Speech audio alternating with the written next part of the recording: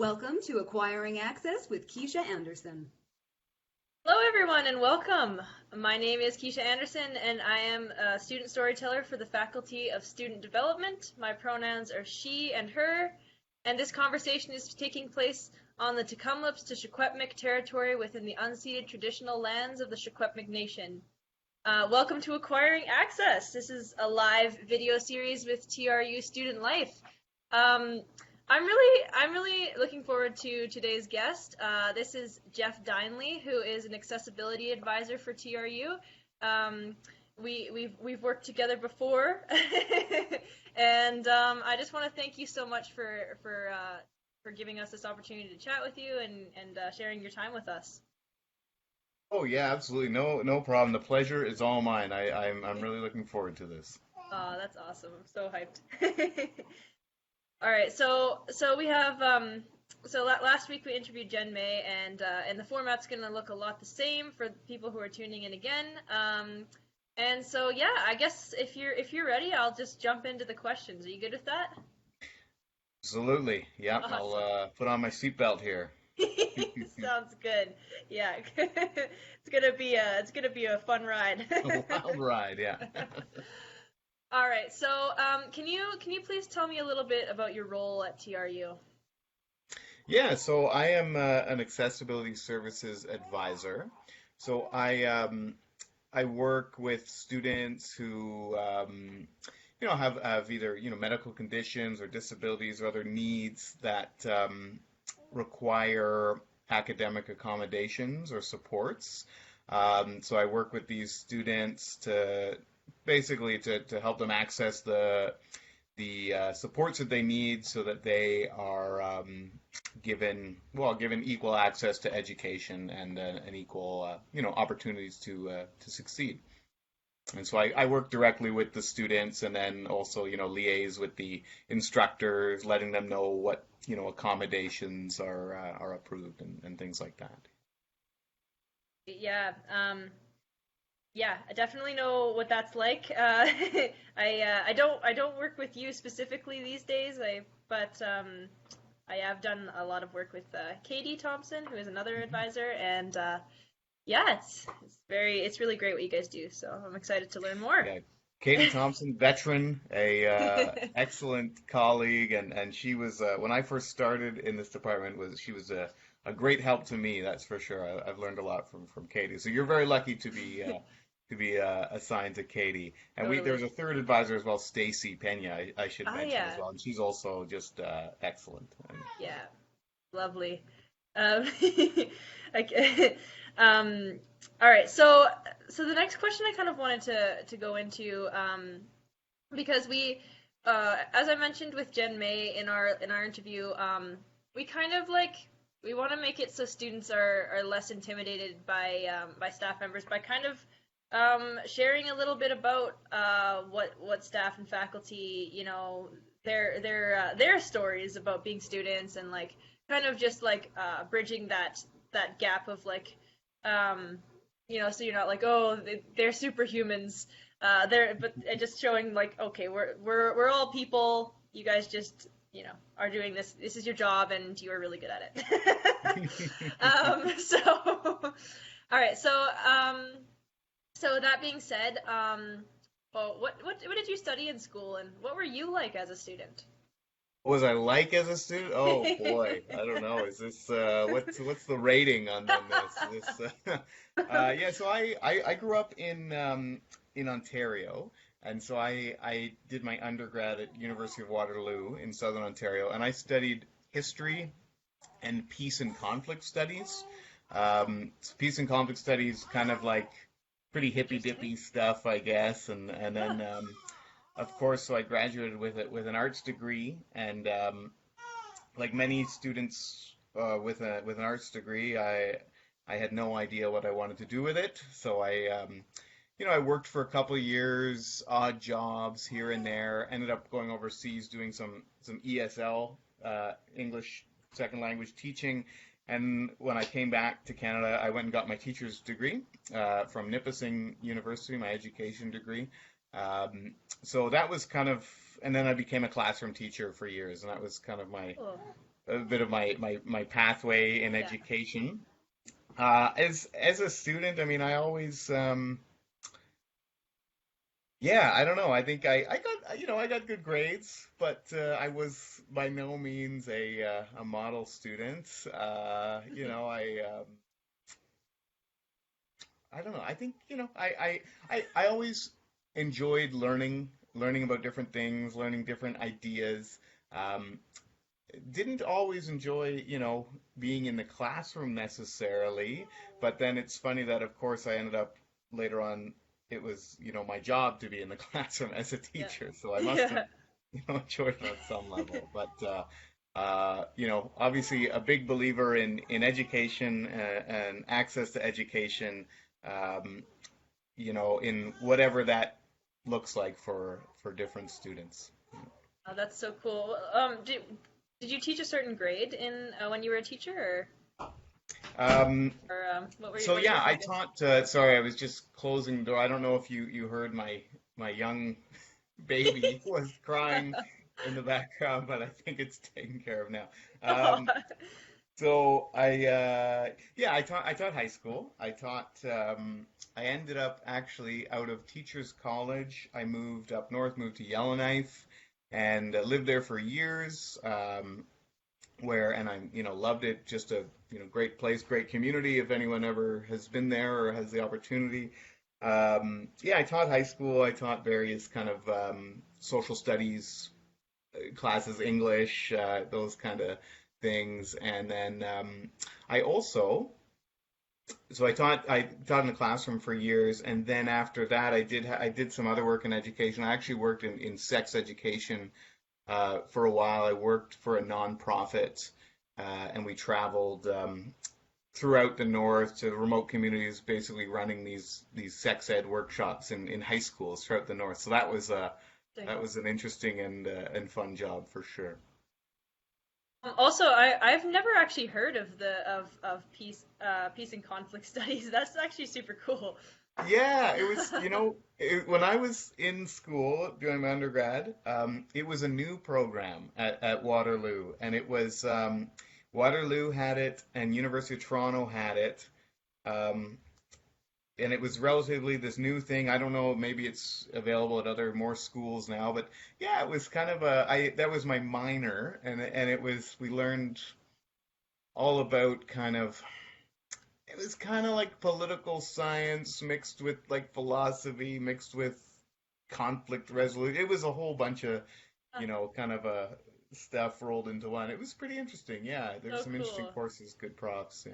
There's some interesting programs out there. Like just as a side note, like I was interviewing a lady, or I was talking to a lady a little while ago, and I think she was a counselor, and she'd gotten a degree in like hope or something, like or like a specialization in hope. Oh wow, Hope counseling or something. Anyway, it was very, very cool, and so cool. I love hearing about these different programs. Yeah, yeah. You know what? There's something. Seems to be there's something for everyone. Whatever Yeah, you want to pursue. I mean, yeah, and it's great. It's I agree, and yeah, people. I think we get caught up in being like, oh, business science or arts, kind of, yeah, and it's there's more to it, I think. But anyway, totally. um, so you kind of told me about your professional pathway, which was actually my next question for you. Oh. But I am interested to know like what exactly got you to this point as as an accessibility advisor. Yeah, and sorry to spoil spoil the next question, jumping on a little bit there. But yeah, so yeah, I did my schooling and I worked and I really I worked in the classroom as a classroom teacher, and I always really enjoyed working with students with working one on one with students with different needs and um, yeah, I don't know, I liked working one on one with students. And then I did a few other kind of odd jobs, and then I moved down to Kamloops. To be honest, for my partner's work, we brought us down here, and then I just kind of was I didn't want to get back into classroom teaching. I wanted to try something else. And then I knew obviously that TRU was here, and I was curious about working at the university, and maybe something in adult education or something. And my first job at TRU was actually teaching in the UPrep program, which is like adult basic education, high school upgrading. So I taught a couple English courses. I taught like a English 500 and English 6, not 600, 620. It was actually like a grade 12 English, but focusing on Indigenous literature. So that was my actual foot in the door with TRU. And then there was this, posting to work in accessibility services, and it was to cover a leave for a different role than I have now, is actually the learning strategist, or it's called learning specialist now. So I worked in that role in accessibility services, and that was my foot in the door to this department. And I really, really enjoyed, I had worked a little bit in accessibility before, you know, working with students with IEPs, they call them in high school, like accessibility plans. Um, you know, was familiar with the world of, accessibility and education, and yeah, worked that job as a learning specialist. Really enjoyed it, but it was just a term. It was covering a someone's leave.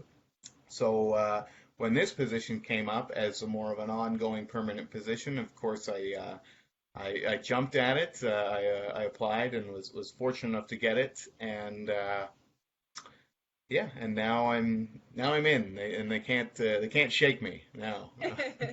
That's fantastic. Well, we're happy to have you. Thank you. Um, okay, so I'm gonna totally go off the career path here and ask you if you about your hobbies, or if you have like a side hustle on the go. It's a big buzzword. It's the millennial buzzword these days. Yeah. Um, but everyone can do it. Yeah, so I just wanted to know a bit about that, like to do. Yeah, I've been involved in lots of different things, side hustles, throughout my life. Been involved in kind of community work. I was really involved in this festival, this arts festival up north for years, called Snow Kings Winter Festival. Look it up. It's a great Oh, magical festival. cool. But main thing, I mean, right now in my life, I have I mentioned a baby, a new couple months old child, so that's taken up a lot of my time for sure, and I'm actually leaving on parental leave soon, for a few months, and then but other than that, like I love music. I play a lot of music. I've always wherever I've lived, always been involved in music in some way, playing in bands, Cool. playing for fun, playing. I love to play music. Can All I ask what you kinds. play? Yes, yeah. So I mean anything. I always say kind of anything with strings. Like I Ah, play guitar.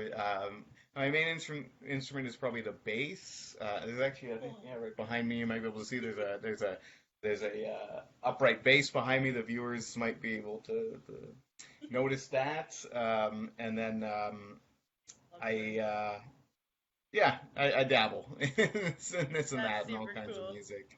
And then I also just love getting outside, hiking, camping, hunting, these kinds of things. I have always loved the outdoors as well.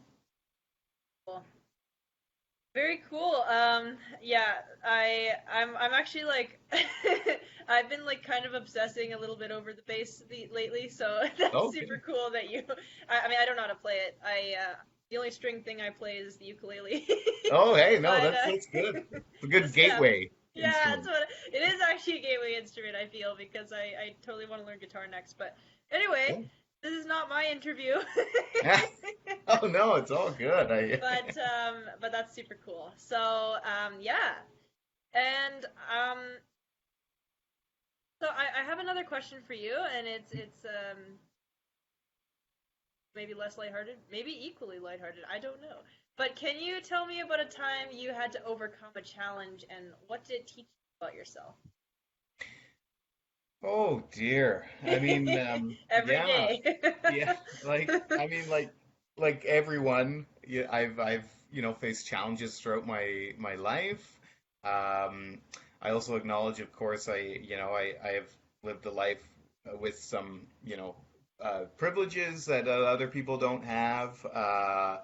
Um, Based on my race, my gender, my all kinds of things.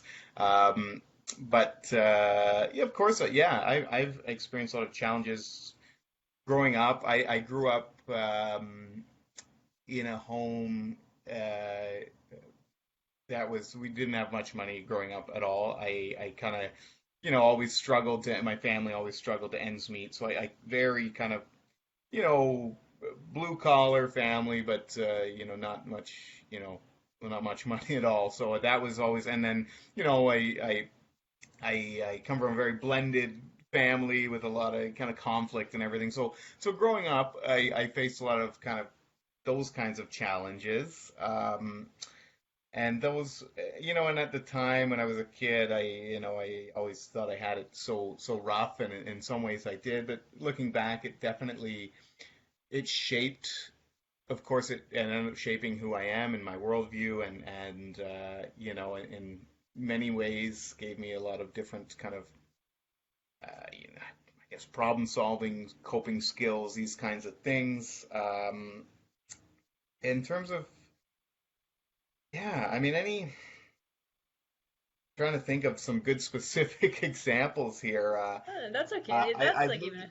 yeah, I've lived a life of a lot of changes, and Mm, anytime there's I've always, pushed myself into kind of like, big life changes, changing my life situation. And even in those times when it's been like kind of my idea, oh, I want to move here, I want to do this, that comes with challenges. definitely.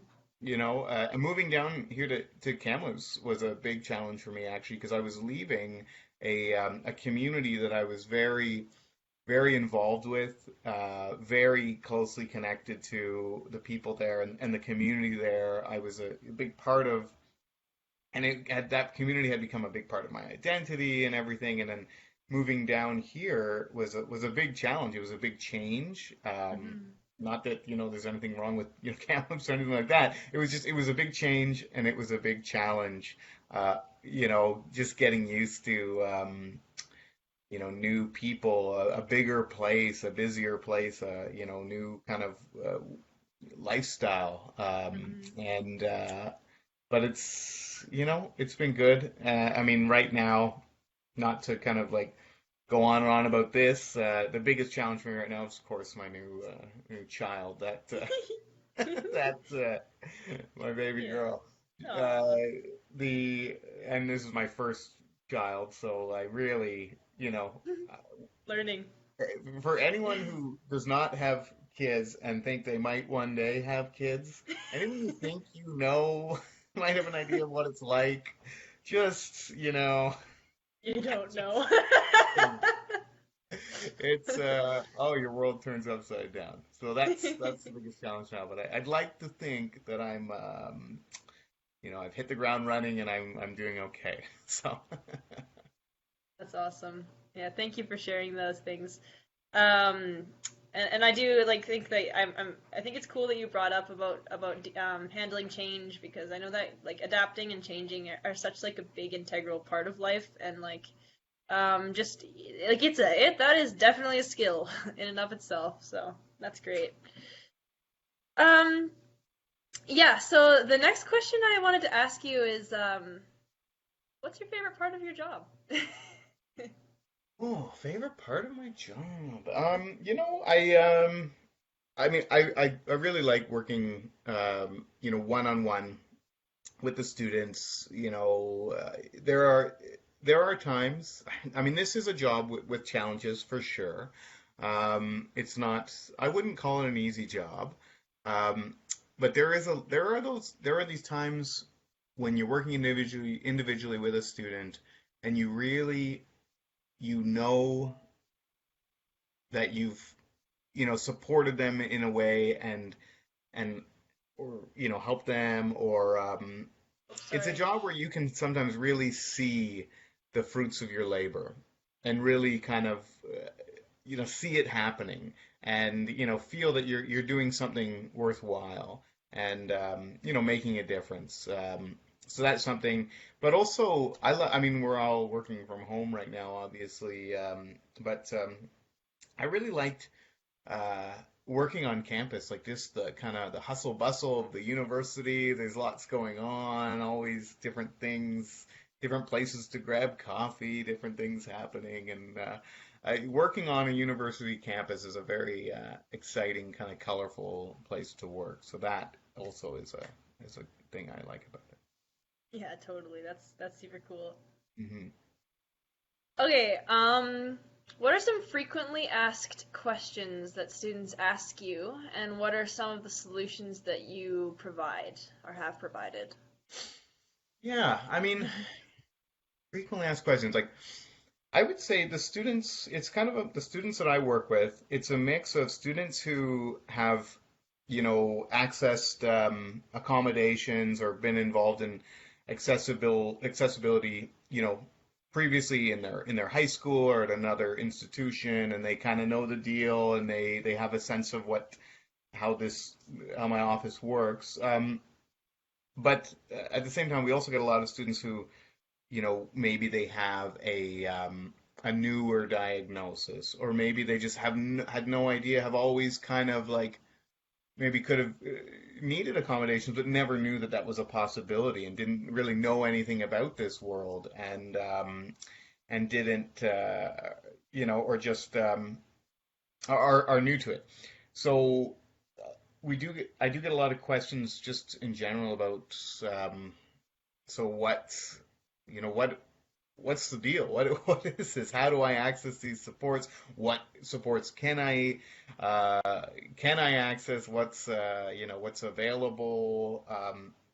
And so that's probably kind of the most, I guess, common of the kind of questions we get is like, how do I access supports and what are the supports that I can access? And basically, I try to, you know, help them every step of the way. Basically, it's a matter of we need some kind of documentation, medical documentation, and then in terms of what supports are available, we really try to base that on the needs of the student, so the functional impacts of what they have going on. We try to kind of make a plan that makes sense for them. And yeah, we have some like really, kind of more standard common accommodations that we can approve, but every student is unique and we try to really sometimes we have to think outside the box, be creative. We really try to build plans that make sense for that student. So whenever a student asks me like, "Oh, what's available? What's available?" I'm always like, "Well, I mean, that really What depends. do I'm you not need? gonna like list. I'm not gonna hold up a menu of and it's like it's I really want to talk more about what your needs are and how you're being impacted, and then we can kind of think about what we can put in place to kind of level the playing field that Mm, in a way that makes sense for you. yeah, Hmm. equitable access. Hmm. Yeah, yeah. Very cool. Um, yeah, I'm definitely grateful that we have this resource on campus. Um, um, so who you kind of touched on this already, but just to be clear, who is eligible for your support and how would they get in touch with you? Yeah, so basically, any student who has a medical condition or a documented disability of any kind, they are eligible for support, through our office. If a student is being impacted, by something like that, and it has an effect or an impact on their schooling, um, then they are eligible. We do need the documentation. Just not that I always tell students, and not that I don't believe you, but Mhm. we have to do our due diligence and need documentation. But and the thing too is a lot of people maybe don't realize they hear the word disability, and their mind goes to like, oh, like someone who uses a wheelchair or something like that. The more Yeah. kind of the visible, Like blind, disabilities. deaf, paralyzed, like that sort of thing. Exactly, Yeah. exactly. But really, there's so many. We work so much with, learning disabilities, people with, with mental health concerns. That's a big one. ADD, ADHD as well. All kinds of things. So, yeah, if you have these kinds of challenges or are struggling with your in any way, I would advise, yeah, reaching out to us and see what we can do. And basically the best way to do that is to email accessibility services, and the email address is as@tru.ca. The letter A, the letter S, as in accessibility services. And that really is the best. Send us an email, and we'll can answer your questions and provide you with information for booking a phone appointment with an advisor. Um, and yeah, we take it from there. All right, Hmm. that's awesome. And then I have one more final question for you before we part ways. And I'm asking everybody this, and I am interested to hear your response. So, can you tell me about what accessibility means to you? Whoa, what accessibility means to me? Big question. Um, I think for me, it's all about you know, the key is equity as opposed to equality. Um, so And can you determine what the difference is there? yeah, so basically it's putting supports in place, um, according to need uh, to even the playing field. The the idea is it's not to, the point of our office is not to give anyone any kind of unfair advantage or anything. It's to kind of, make up for disadvantages, or for, to level the playing field essentially. And that's what it means to me. I mean, equal access. Everyone should have the same opportunity to be at the same starting point to be able to, succeed to their maximum potential. And if we can put supports in place to help people reach their potential, then that's a positive thing. Right. That's so great. Yeah. Thank you so much. Your insight has been really, really great, and we appreciate your time again, and wishing you well on your parental leave. And Thank you. yeah, thank you so much, Jeff. This has been really great. And for anybody who, one more time, the accessibility services email is as@tru.ca, and that's how you can get in touch if you feel that you meet these eligibility requirements. And yeah, I just thanks so much, Jeff. This has been great. No, thank you so much. It was such a pleasure talking to you. You are a great interviewer, Thank host, you. and yeah, this has been fun. Thank you. Aw, thank you so much. All right, this has been Acquiring Access, and thanks for tuning in, everyone.